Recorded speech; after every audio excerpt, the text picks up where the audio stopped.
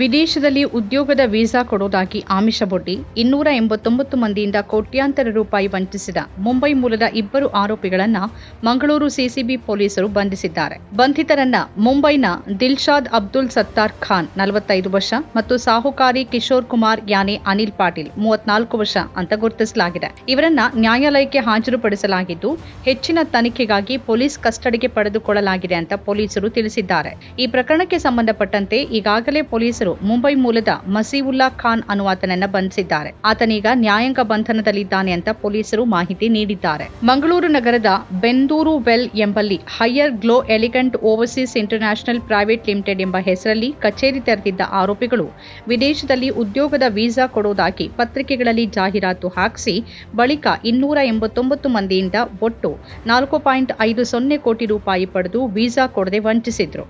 ಈ ಬಗ್ಗೆ ಕದ್ರಿ ಠಾಣೆಯಲ್ಲಿ ಪ್ರಕರಣ ದಾಖಲಾಗಿತ್ತು. ಅಲ್ಲದೆ ಈ ಬಗ್ಗೆ 2 ತಿಂಗಳ ಹಿಂದೆಯೇ ಕಾಂಗ್ರೆಸ್ ದಕ್ಷಿಣ ಕನ್ನಡ ಜಿಲ್ಲಾ ಕಾರ್ಮಿಕ ಘಟಕದ ಅಧ್ಯಕ್ಷ ಲಾರೆನ್ಸ್ ಡಿಸೋಜಾ ಸುದ್ದಿಗೋಷ್ಠಿ ನಡೆಸಿ ಆರೋಪ ಮಾಡಿದ್ರು. ಸುದ್ದಿಗೋಷ್ಠಿಯಲ್ಲಿ ಅವರು ಮೋಸ ಹೋದವರಲ್ಲಿ ಕರ್ನಾಟಕ, ಕೇರಳ, ತಮಿಳುನಾಡು, ಗೋವಾ ರಾಜ್ಯಗಳ ಉದ್ಯೋಗಾಕಾಂಕ್ಷಿಗಳಿದ್ದಾರೆ. Higher Glow Elegant Overseas International Private Limited ಎಂಬ ಸಂಸ್ಥೆ ನ್ಯೂಜಿಲೆಂಡ್ನ ವಲರೀಸ್ ಎಂಬರಿಂಗ್ ಸಂಸ್ಥೆಯಲ್ಲಿ ಕೆಲಸ ಕೊಡುವುದಾಗಿ ನಂಬಿಸಿ ದಕ್ಷಿಣ ಕನ್ನಡ ಜಿಲ್ಲೆಯ ಸುಮಾರು 185 ಯುವ ಜನರಿಂದ 1.80 ಲಕ್ಷ, ಏಜೆಂಟರ ಮೂಲಕ ಬಂದ 60 ಜನರಿಂದ ತಲಾ 3 ಲಕ್ಷ, ಇತರ ರಾಜ್ಯಗಳ ಏಜೆಂಟರ ಮೂಲಕ ಬಂದವರಿಂದ ತಲಾ 4 ರಿಂದ 5 ಲಕ್ಷ ರೂಪಾಯಿ ಹಣವನ್ನು ಆನ್ಲೈನ್ ಮೂಲಕ ಸಂಗ್ರಹಿಸಿದೆ ಅಂತ ಆರೋಪಿಸಿದ್ರು. ಪ್ರಕರಣದ ಸಂಬಂಧ ಜಿಲ್ಲಾಧಿಕಾರಿ, ನಗರ ಪೊಲೀಸ್ ಕಮಿಷನರ್ ಅವರಿಗೆ ಮನವಿ ಸಲ್ಲಿಸಲಾಗಿತ್ತು.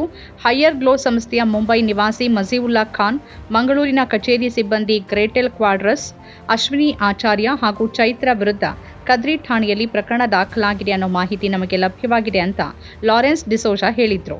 ನೋಂದಣಿಯಾಗದೆ ಸಂಚರಿಸ್ತಾ ಇದ್ದ 2 ಏಜೆನ್ಸಿಗಳ ವಿರುದ್ಧ ನವೆಂಬರ್ನಲ್ಲಿ ಬೆಂಗಳೂರಿನ ಪಿಒಇ ಕಚೇರಿ ಮಂಗಳೂರು ಪೊಲೀಸ್ ಆಯುಕ್ತರ ಗಮನಕ್ಕೆ ತಂದಿತ್ತು. ಕದ್ರಿ ಪೊಲೀಸರು ನೋಟಿಸ್ ನೀಡಿದ್ದು ಬಿಟ್ಟರೆ ಯಾವುದೇ ಕ್ರಮ ಕೈಗೊಂಡಿಲ್ಲ. ಆಗಲೇ ಪೊಲೀಸರು ಎಚ್ಚೆತ್ತುಕೊಂಡಿದ್ರೆ ಈ ಬೃಹತ್ ವಂಚನೆ ತಪ್ಪಿಸಬಹುದಿತ್ತು ಅಂತ ಲಾರೆನ್ಸ್ ಡಿಸೋಜಾ ಹೇಳಿದ್ರು. ಮಂಗಳೂರಿನ ಬೆಂದೂರಿನಲ್ಲಿ ಇವರ ಕಚೇರಿ ಇದೆ.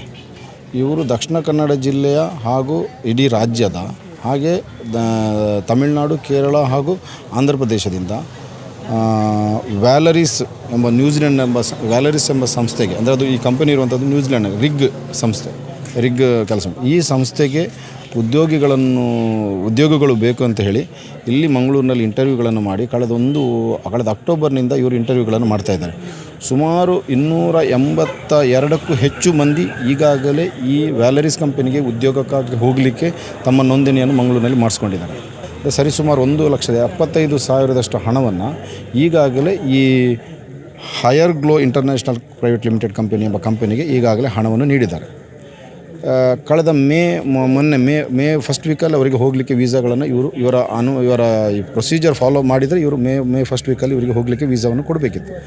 ಆದರೆ ಈ ದುಡ್ಡನ್ನು ತೆಗೆದುಕೊಂಡಂಥ ಕಂಪನಿಯ ಫ್ರಾಡ್ ಅನ್ನೋ ಬಗ್ಗೆ ಜನರಲ್ಲಿ ಅಥವಾ ಯಾರು ಉದ್ಯೋಗಾಕಾಂಕ್ಷಿಗಳಿದ್ದರು ಮಂಗಳೂರಿನಿಂದ ಹೋಗಲಿಕ್ಕೆ ಅಥವಾ ರಾಜ್ಯದಿಂದ ಹೋಗಲಿಕ್ಕೆ ಅವರ ಮನಸ್ಸಲ್ಲಿ ಬಂದಿದೆ. ಅವರು ಈಗಾಗಲೇ ನಮ್ಮನ್ನು ಸಹ ಸಂಪರ್ಕಿಸಿದರು, ಪೊಲೀಸ್ ಕಮಿಷನರ್ನು ಸಹ ಸಂಪರ್ಕಿಸಿದರು. ಅದೇ ರೀತಿ ಅದರಲ್ಲಿ ಒಬ್ಬ ವ್ಯಕ್ತಿ ಕದ್ರಿ ಸ್ಟೇಷನಲ್ಲಿ ಈಗಾಗಲೇ ಕಂಪ್ಲೇಂಟನ್ನು ಕೊಟ್ಟಿದ್ದಾರೆ, FIR ಅನ್ನು ಸಹ ದಾಖಲಿಸಿದ್ದಾರೆ. ಆದರೆ ನಾನು ಹೇಳುವಂಥದ್ದು ಈ 1,65,000 ಲೆಕ್ಕಾಚಾರದಲ್ಲಿ ಸುಮಾರು 282 ಮಂದಿ ಸರಿಸುಮಾರು 10 ಕೋಟಿಯಷ್ಟು ಹಣವನ್ನು ಈ ಕಂಪನಿಯವರು ತಗೊಂಡಿದ್ದಾರೆ. ನಾನು ಹೇಳುವಂಥದ್ದು ಜಿಲ್ಲೆಯಲ್ಲಿ ಇಂತಹ ನಕಲಿ ಕಂಪನಿಗಳ ಬಗ್ಗೆ ನಮ್ಮ ಜಿಲ್ಲಾಡಳಿತ ಸ್ವಲ್ಪ ಗಮನ ಹರಿಸಬೇಕು. ಈ ರೀತಿ ಮೋಸ ಆಗುವುದನ್ನು ತಪ್ಪಿಸಬೇಕು. ಕುಟುಂಬಗಳು, ಅವರ ಫ್ಯಾಮಿಲಿಗಳು ರಸ್ತೆಗೆ ಬರ್ತವೆ. ಈಗ ನಾವು ಇವತ್ತು ಮಾತಾಡ್ತೇವೆ, ನಾಳೆ ಮಾತಾಡ್ತೇವೆ, ಇವರು ನಾಳೆ ಬೇರೆ ಯಾವುದೋ ಕೆಲಸಕ್ಕೋಸ್ಕರ ಹೋಗ್ತಾರೆ. ಹಾಗೆ ಕೆಲ ಕೇಸ್ಗಳೇ ಮುಚ್ಚಿ ಹೋಗ್ತವೆ. ತನಿಖೆಯಲ್ಲಿ ಲೋಪ, 2 ಅಧಿಕಾರಿಗಳನ್ನ ಸಸ್ಪೆಂಡ್ ಮಾಡಿ ಆದೇಶ ಹೊರಡಿಸಿದ್ದ ಕಮಿಷನರ್. ಪ್ರಕರಣದ ತನಿಖೆಯಲ್ಲಿ ಗಂಭೀರ ಲೋಪ ಎಸಗಿದ ಆರೋಪದಲ್ಲಿ ಕದ್ರಿ ಠಾಣೆ ಇನ್ಸ್ಪೆಕ್ಟರ್ ಸೋಮಶೇಖರ್ ಜೆಸಿ ಮತ್ತು ಸಬ್ ಇನ್ಸ್ಪೆಕ್ಟರ್ ಉಮೇಶ್ ಕುಮಾರ್ ಅವರನ್ನ ನಗರ ಪೊಲೀಸ್ ಕಮಿಷನರ್ ಆಗಿದ್ದ ಅನುಪಮ್ ಅಗರ್ವಾಲ್ ಅವರು ಅಮಾನತುಗೊಳಿಸಿ ಆದೇಶ ಹೊರಡಿಸಿದ್ರು. ಅನಧಿಕೃತ ವೀಸಾ, ಅಕ್ರಮ ಏಜೆಂಟ್ಗಳ ವಂಚನೆ ಬಗ್ಗೆ ಪ್ರತಿಕ್ರಿಯಿಸಿರುವ ಪಿಒಇ ಅಧಿಕಾರಿ ಅವನೀಶ್ ಶುಕ್ಲಾ ಅವರು ಈ ಬಗ್ಗೆ ಜಾಗರೂಕರಾಗಿರಬೇಕು ಅಂತ ಸಲಹೆ ನೀಡಿದ್ದಾರೆ. ನೇಮಕಾತಿ ಏಜೆಂಟ್ ವಿದೇಶಾಂಗ ಸಚಿವಾಲಯದಲ್ಲಿ ನೋಂದಾವಣಿ ಆಗಿದೆಯಾ ಅಂತ ಜನ ಪರಿಶೀಲಿಸಬೇಕು.